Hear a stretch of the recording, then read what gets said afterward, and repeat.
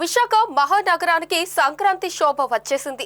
ఇతర జిల్లాల ప్రజలు పండగ షాపింగ్ పూర్తి చేసి సొంత ఊర్లకు వెళ్లిపోయారు.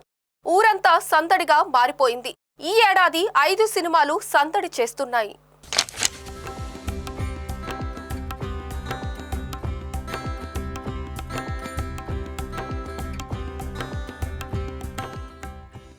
తెలుగు ప్రజల పెద్ద పండుగ సంక్రాంతి. ముందుగా బుధవారం భోగి పండుగ ఘనంగా జరిగింది. పలు ప్రాంతాల్లో తెల్లవారుజామునే ప్రజలు భోగి మంటలు వేసి చలికాసుకున్నారు. నగరంలోని ఆలయాలు భక్తులతో కిటకిటలాడాయి. కొత్త వెంకోజీపాలెం తదితర ప్రాంతాల్లో గల వెంకటేశ్వర స్వామి ఆలయాల్లో గోదాదేవి కళ్యాణం వేడుకలు అంగరంగ వైభవంగా జరిగాయి. భక్తులు కుటుంబ సమేతంగా సాంప్రదాయ దుస్తుల్లో పూజలు చేశారు.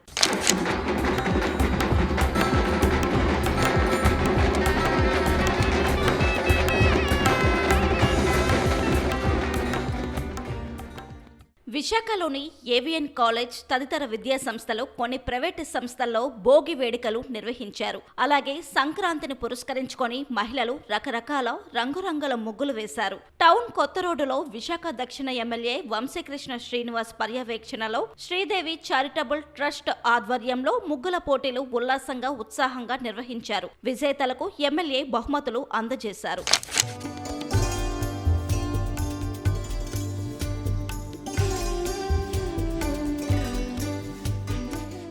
విశాఖ తూర్పులోని ఏయు గ్రౌండ్లో మాజీ ఎంపీ జీవీఎల్ నరసింహారావు ఆధ్వర్యంలో మహాసంక్రాంతి వేడుకలు ఘనంగా జరుగుతున్నాయి. పలువురు ప్రముఖులు ఈ వేడుకల్లో పాల్గొనడం విశేషం. ప్రజలు కుటుంబ సమేతంగా వచ్చి ఈ వేడుకలు తిలకిస్తున్నారు. పండుగ సందర్భంగా ఈసారి 5 సినిమాలు ప్రేక్షకులను అలరిస్తున్నాయి. ముందుగా ప్రభాస్ రాజాసాబుతో శ్రీకారం చుట్టారు. తరువాత మెగాస్టార్ చిరంజీవి, విక్టరీ వెంకటేష్లు మన శంకర్ వరప్రసాద్ గారు అంటూ బ్లాక్ బాస్టర్ హిట్ అందుకున్నారు. హీరో రవితేజ భర్త మహాశైలకు విజ్ఞప్తి చేస్తున్నారు. ఇక భోగి రోజున హీరో నవీన్ పోలిశెట్టి, మీనాక్షి చౌదరి జంటగా అనగనగా ఒక రాజు అంటూ సందడి చేశారు. చివరిగా హీరో సర్వానంద్, సంయుక్త మీనన్, సాక్షి వైద్యాలతో నారీ నారీ నడుమ మురారి అంటూ అల్లరి చేశారు.